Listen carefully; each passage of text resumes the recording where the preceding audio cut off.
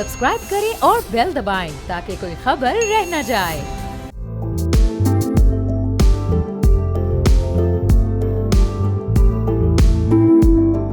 अस्सलाम वालेकुम, मैं और बाब जहांगीर, आप देख रहे हैं प्रोग्राम व्यापार। पाकिस्तान के मैक्रो इंडिकेटर्स अब से एक महीना पहले 35 दिन पहले बड़ी स्टेबिलिटी के अंदर थे और बहुत बेहतरी की तरफ जा रहे थे, लेकिन पिछले एक से सवा महीने ने सब कुछ तब्दील करके रख दिया। पाकिस्तान में इस वक्त पेट्रोल के प्राइस अपने ऑल टाइम हाई पर हैं और इसके दो फैक्टर्स हैं, एक एक्सटर्नल फैक्टर है, एक इंटरनल फैक्टर है, अभी वो भी आपके सामने रखते हैं। लेकिन अब ये जो हालात मौजूदा पैदा हो चुके हैं, इससे पाकिस्तान को निकलना कैसे है। और न सिर्फ पाकिस्तान में महंगाई बहुत तेज़ी के साथ इससे पहले ही बढ़ रही है और आगे भी मज़ीद बढ़ सकती है, बल्कि जो पाकिस्तान की एक्सपोर्ट्स हैं चूँकि वो अपनी जगह पर रुकी हुई हैं, चूँकि दुनिया की सूरत हाल इस वक्त सबके सामने है और इम्पोर्ट बहुत तेज़ी के साथ बढ़ रही हैं, तो पाकिस्तान का ट्रेड डेफिसिट भी अब बढ़ता हुआ महसूस हो रहा है, बल्कि बहुत शिद्दत के साथ इसमें भी इजाफा हो रहा है। 22.6% का ये इजाफा ये पिछले 9 महीने का रिपोर्ट हुआ है और 27.8 अरब डॉलर्स तक ये फिगर पहुंच चुका है। तो अभी अगले 3 महीने अगर ये बढ़ता है तो कहां पर जाकर ये रुकेगा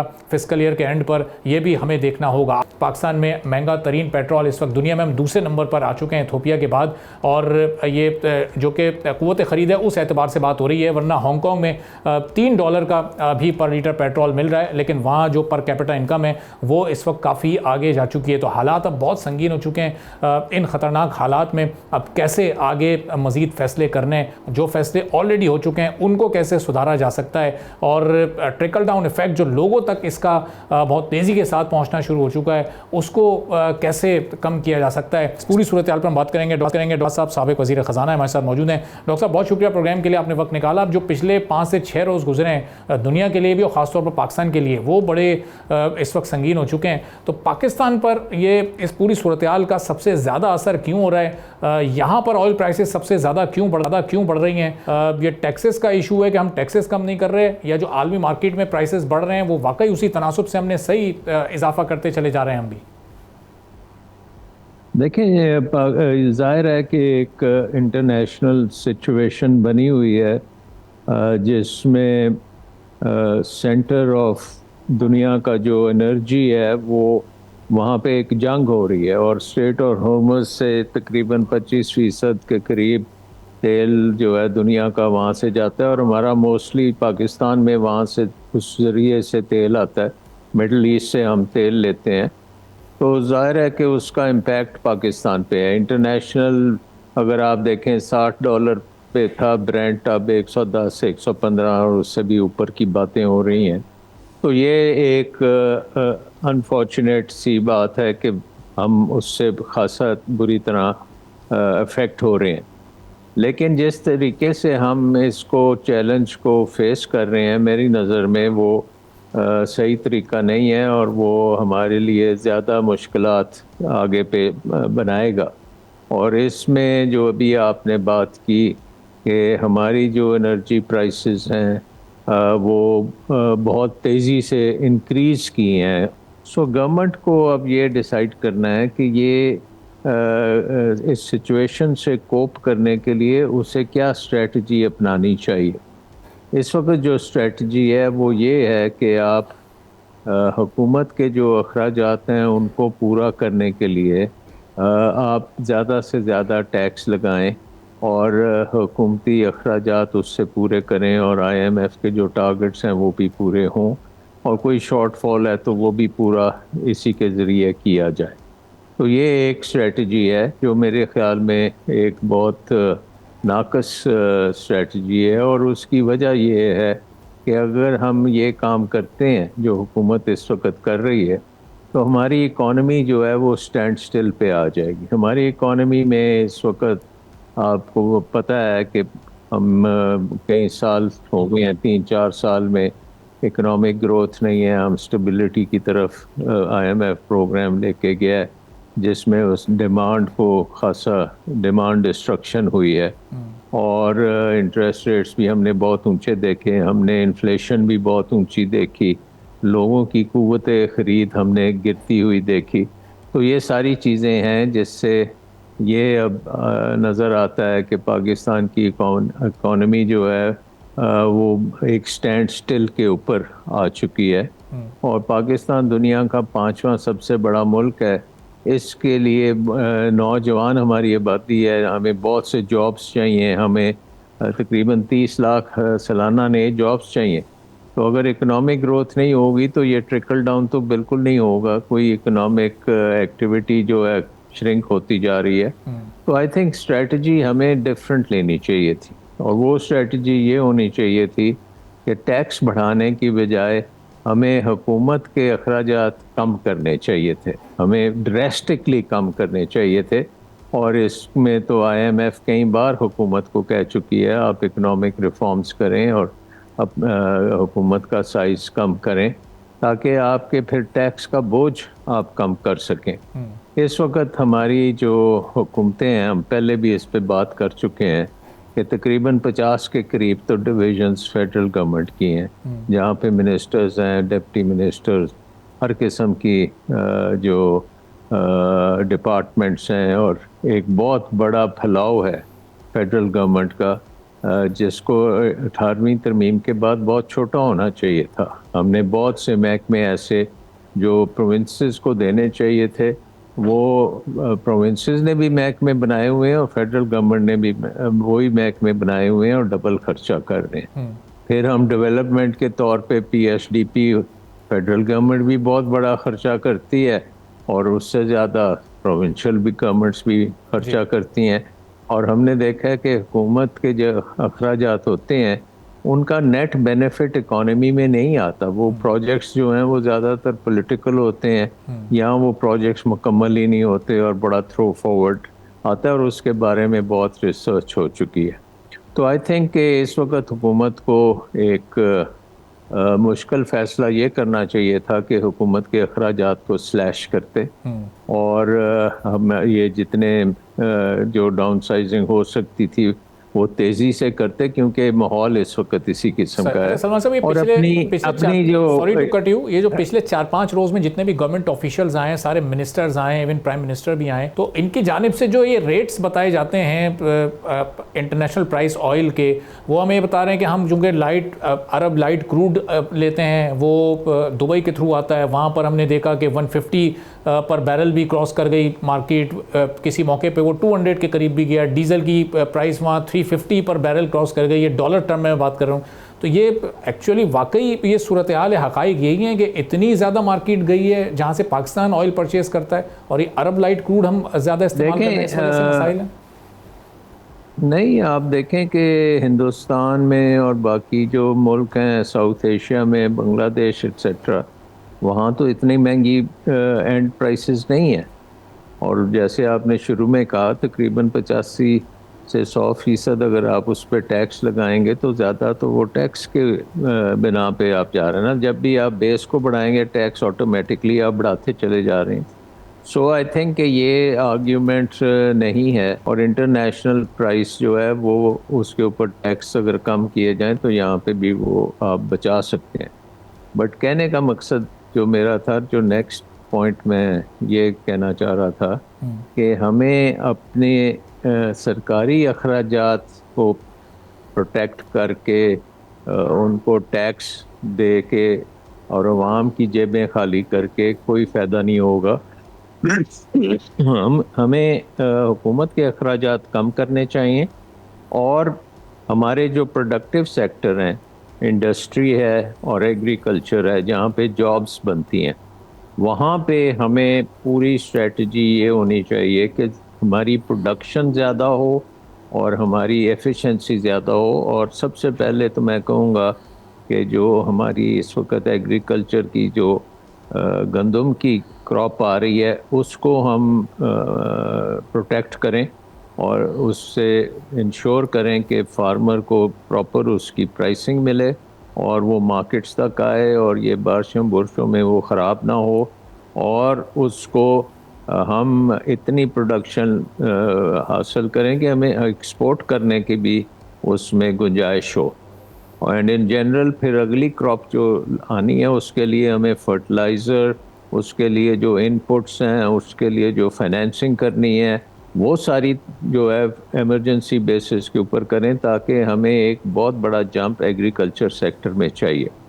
مینوفیکچرنگ سیکٹر میں ہمیں پوری کوشش کرنی چاہیے کہ کوئی انڈسٹری بند نہیں ہونی چاہیے، کیونکہ جب انرجی اوپر جاتی ہے پرائس تو وہ اور انکمپیٹیٹو ہو جاتے ہیں، اور ویسے بھی ہماری پروڈکٹیوٹی اتنی اچھی نہیں ہے، لیکن ہمیں کوشش کرنی چاہیے جیسے کووڈ کے دوران ہوا تھا کہ فیکٹریاں بند نہیں کرنی، گورنمنٹ نے بڑی سپورٹ کی تھی کہ آپ جابس بھی کریٹ کریں اور ان کو فائنینسنگ بھی دیں تاکہ وہ ایک مشکل حالات سے نکل سکیں۔ تو ہمیں اپنی فیکٹریوں کو چالو رکھنا چاہیے اور ان میں اضافہ بھی کرنا چاہیے، اور کوشش، کیونکہ اب دنیا میں ایک سپلائی چین کا افیکٹ آئے گا، تو اگر آپ کی مینوفیکچرنگ کی سپلائی چین آپ نے ٹھیک رکھی، انرجی کو آپ نے ریزنیبل پرائسز پہ پرووائڈ کیا انڈسٹری کو، تو آپ اس میں فائدہ اٹھا سکتے ہیں۔ صحیح۔ سو تیسری چیز یہ ہے کہ پاکستان جنگ میں ملوث تو نہیں ہے، ہمارے ملک میں اس طرح کی تباہی تو نہیں ہوئی کہ انفراسٹرکچر تباہ ہو گیا ہے یا سڑکیں بند ہو گئی ہیں، یہ چیزیں۔ تو ہمیں ایک آلٹرنیٹ جو ہے انویسٹمنٹ بھی مل سکتی ہے، جو کہ مڈل ایسٹ سے اگر وہ کہیں اور جانا چاہتے ہیں، یا لیکن ڈاکٹر صاحب یہ تو سب میڈیم ٹرم یا لانگ ٹرم کے پلانز ہو سکتے ہیں نا، شارٹ ٹرم میں ہم کیوں کوئی کامیابی حاصل نہیں کر پا رہے؟ آئی ایم ایف کے ساتھ ہم نے ڈائیلاگز کیے 4-5 روز تک، لیکن لیوی کو 55 سے 100 شارٹ ٹرم میں تو آپ اپنے ایکسپینڈیچر کم کر سکتے ہیں نا، شارٹ ٹرم میں آپ کو ایکسپینڈیچر کم کرنے ہیں، لیکن کوئی ایکسپینڈیچر کم کرنے کی بات ہی نہیں کر رہا۔ تو آئی تھنک کہ یہ پوائنٹ بڑا امپورٹنٹ ہے کہ شارٹ ٹرم میں آپ اپنے اخراجات کو سلیش کریں، جتنا بھی آپ کر سکتے ہیں اس کو کم کریں، اور اس سیونگ سے آپ اپنے انرجی پرائسز کو قابو میں رکھیں، اور اس کے ساتھ ساتھ آپ اپنی مینوفیکچرنگ اور ایگریکلچر کو ڈیریل نہیں ہونے دینا، آپ نے اپنی سپلائی چینز کو چالو رکھنا ہے، آپ نے دنیا میں جب ضرورت پڑے گی چیزوں کی تو آپ نے ریڈی ہونا ہے وہ چیزیں سپلائی کرنے کے لیے۔ تو میرا کہنے کا مقصد یہ ہے کہ ہماری اپروچ یہ ہے کہ یہ ختم ہو جائے گا تو پھر ہم ٹھیک ہو جائیں گے، تو مجھے نہیں لگتا کہ یہ بڑی جلدی ختم ہوگا۔ یہ جنگ جو ہے یہ چلے گی، اور ہمیں ورسٹ کیس سیناریو کی پلاننگ کرنی چاہیے، اور یہ بھی سمجھنا چاہیے کہ ہو سکتا ہے کہ یہ نیو نارمل ہو، یہ اسی طرح کام چلتا رہے اور اسی طرح ڈسرپشن آئل میں رہے، تو پاکستان کو short term, medium term, long term تمام جو چیزیں ہیں اس کے اوپر فوکس کرنے کی ضرورت ہے۔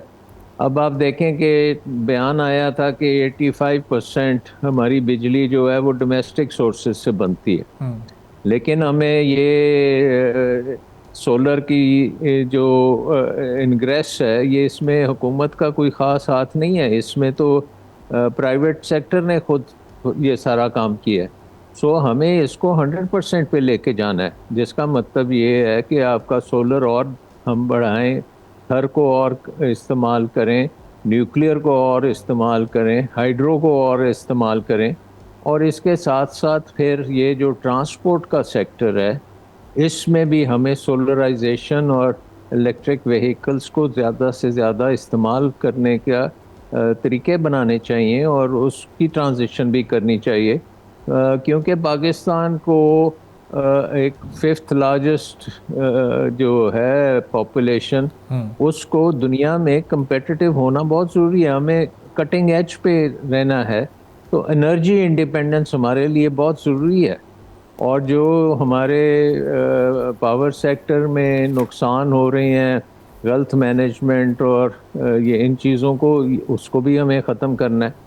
بہت سا جو کاسٹ ہے بجلی کی، اس میں کیپیسٹی پیمنٹس کا حصہ آ جاتا ہے، تو یہ پرانی ہماری جو غلطیاں ہیں وہ ساری کی ساری اب ہمارے سامنے آ رہی ہیں۔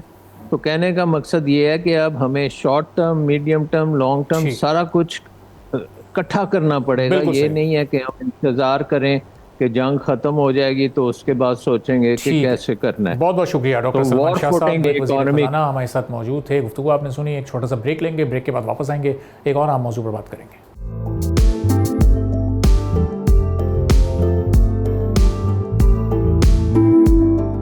ایک بار پھر آپ کو پروگرام میں خوش آمدید کہیں گے. Overseas investor of chambers commerce industry کی ایک رپورٹ سامنے آئی ہے جس میں وہ یہ بتاتے ہیں کہ 2030 تک یعنی اگلے 5 سال میں پاکستان کی ٹوٹل جی ڈی پی کا 5 سے 60% ہماری ڈیجیٹل اکانومی ہو جائے گی, اور اس کا والیوم اب آہستہ آہستہ ہم ہر گزرتے وقت کے ساتھ دیکھ رہے ہیں کہ بڑھتا ہی جا رہا ہے. اور اس ڈیجیٹل اکانومی کو مضبوط کرنے میں ہماری ٹیکنالوجی نے بڑا اہم کردار ادا کیا ہے, جس میں ہمارا آئی ٹی کا ایمرجنگ سیکٹر ہے جس کی ایکسپورٹس ہم ہر سال بلکہ ہر مہینے بڑھتی ہوئی دیکھ رہے ہیں. اور اب یہ 3.8 بلین ڈالر سے اس بار امید یہ ہے کہ شاید 4 بلین ڈالرز کو بھی کراس کرے گی, اور اگلے سال 5 بلین ڈالرز اور پھر اگلے 5 سال میں اس کو 10 بلین ڈالرز تک پہنچانا ہے. فری لانسنگ, اس کے علاوہ جو ای کامرس, یہ بہت ایمرجنگ مارکیٹس کے طور پر, ایمرجنگ سیکٹر کے طور پر اس وقت پاکستان کی اکانومی میں بڑا اہم و کلیدی کردار ادا کر رہے ہیں. لیکن جو ریسنٹ ٹینشنز اس وقت دنیا میں چل رہی ہیں, خاص طور پر ہمارے ریجن میں, گلف کنٹریز میں, اور اس کشیدگی نے جو اب تک اثر ڈالا ہے پاکستان کی اکانومی پر,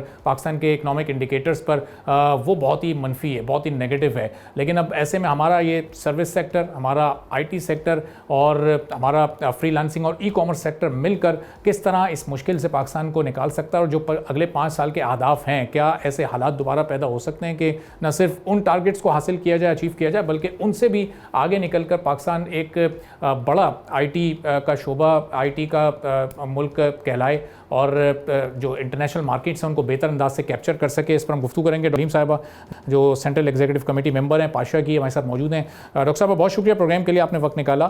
اب یہ ڈیجیٹل اکانومی ہمارے ملک میں مزید کتنی اسٹرانگ ہونے جا رہی ہے, او آئی سی سی آئی کی جو رپورٹ ہے وہ کتنی حقائق پر مبنی ہے, اور اگلے 5 سال کے جو ٹارگٹس ہیں آپ کی نظر میں کیا ہم وہ حاصل کرنے میں کامیاب ہو جائیں گے؟ جی thank you so much for inviting me, اور I been watching your show. بہت اچھا آپ لوگ مطلب کرنٹ اور جو بھی چیزوں کو ڈسکس کرتے ہیں, آپ ٹو دا مارک ہوتی ہیں. رپورٹ میں نے بھی پڑھی ہے, بیکاز اب ہمارا تعلق آئی ٹی سے ہے, اور آئی ٹی میں ہم بہت ساری چیزیں نئی نئی لے کے آ رہے ہیں, جس میں ایم او آئی ٹی اور ایس آئی ایف سی کا بہت بڑا کردار ہے کہ they are actually making things easy for everyone working in I T sector of Pakistan. So اس میں پاشا کا بھی ایک رول ہے. پاشا کے تو نام سے آپ کو لگا ہوگا یہ آٹومین امپائر کے ٹائم سے they are having the senior position kind of role.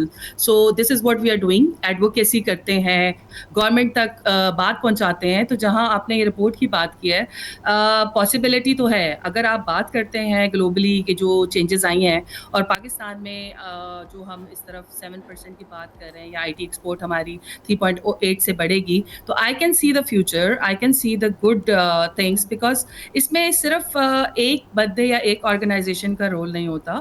You need to have, you can't work in silos. آپ کو جتنی بھی آرگنائزیشن ہے, چاہے وہ پرائیویٹ سیکٹر ہے یا گورنمنٹ سیکٹر ہے, تو اگر ہم نے اس کو بڑھانا ہے تو ڈیفینیٹلی ہمیں مل کے ہینڈ ہولڈنگ کرنی ہوگی, جس میں آپ کو I T is a heart beat of any organisation. اگر اس کو ہم ساتھ لے کے چلیں گے تو sky, obviously sky is the limit for that.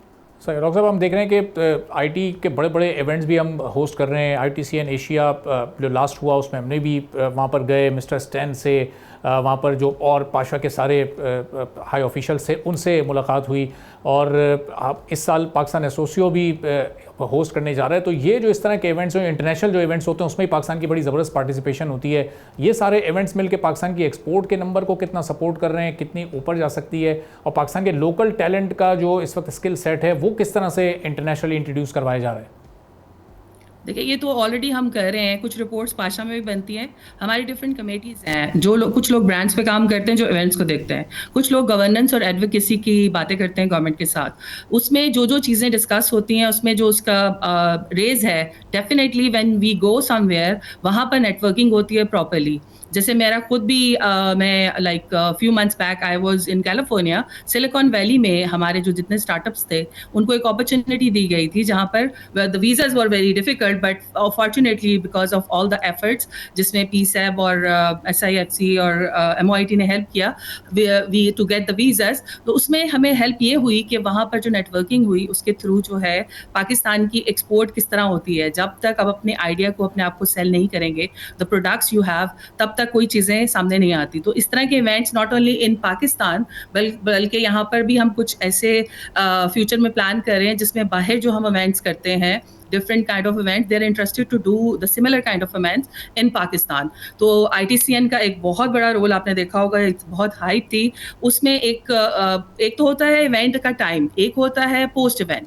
Post event पे हम लोग बेसिकली डॉक्यूमेंटेशंस और नेटवर्किंग जितनी होती है उस पर काम करते हैं. उसके बाद रिजल्ट्स आते हैं, रिपोर्ट्स होती हैं, रिपोर्ट्स प्रॉपर्ली सबमिट होती हैं. सो रिपोर्ट्स हैं और वो ऑनलाइन मौजूद हैं. आप देख सकते हैं कि कितना रेज हम कर चुके हैं अगर पास से कंपैरिजन किया जाए. तो हमारी जो इस वक्त पाकिस्तान का जो ब्रांड नेम है ख़ासतौर पर आईटी सेक्टर में इंटरनेशनली, उसकी इस वक्त डिमांड कितनी बढ़ रही है, और जो हमारे इंटरनेशनल कस्टमर्स हैं उनकी भी फिर उनका नंबर्स रेज़ हो रहा है, उनकी तादाद में इजाफा हो रहा है?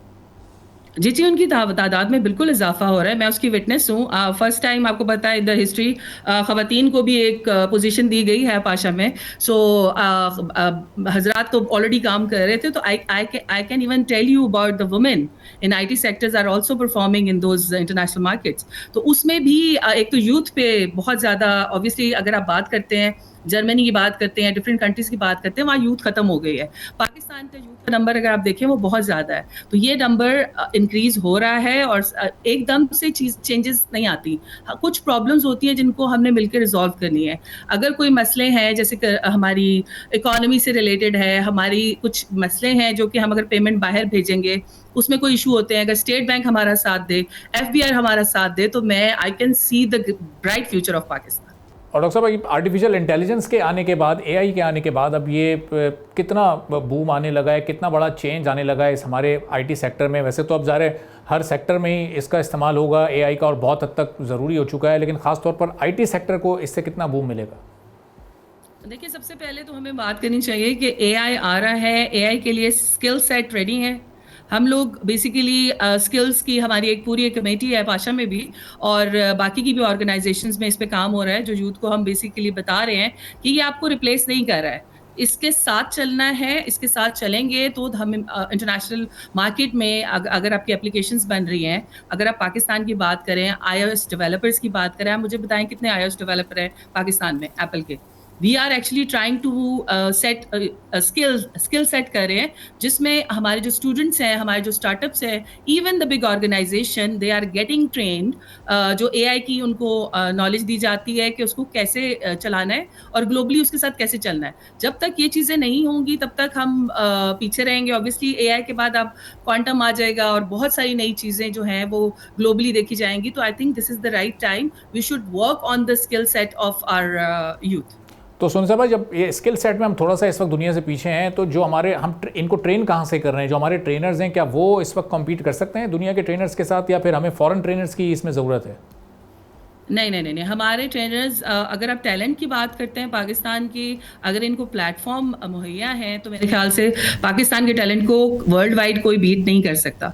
मैं हमेशा जब इंटरनेशनल फोरम में I am actually going as a speaker for different events going on in international market, जिसमें वो इस तरह के क्वेश्चंस पूछते हैं और वो साथ ये भी कहते हैं कि we have so many people from Pakistan जिनकी हमें ज़रूरत और भी मज़ीद ज़रूरत है.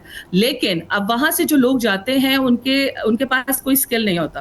They are masters, they are bachelors, they are even PhDs, but they need to have the fixed skills they required. Like the globally, आप देखेंगे different organizations, अगर कोई AI पे काम कर रहा है, कोई क्वांटम पे काम कर रहा है, तो उसकी तरह के स्किल सेट की जरूरत है. अगर आप बात करें पाकिस्तान की, I think there are a lot of funding coming in Pakistan. Different इदारे हैं जिसमें PSAB, NAFTAC, they are actually providing this platforms to the student free of cost. Courses करवाए जा रहे हैं, AI पे करवाने जा रहे हैं, साइबर सिक्योरिटी पे करवाए जा रहे हैं, जिसको स्टूडेंट्स अवेल कर रहे हैं. और वही लोग जो घर बैठ के, मैं आपको कहूँगी अगर वो बाहर भी नहीं जा रहे हैं, घर बैठ के भी पाकिस्तान की इकॉनमी को स्ट्रॉन्ग कर सकते हैं if they actually getting those courses done. ठीक है, बहुत बहुत शुक्रिया डॉक्टर सोनिया सलीम साहिबा, CEC मेंबर पाशा. गुफ्तगू आपने सुनी. इसी के साथ नाज़रीन आज के प्रोग्राम से इजाज़त दीजिए. अल्लाह हाफिज़.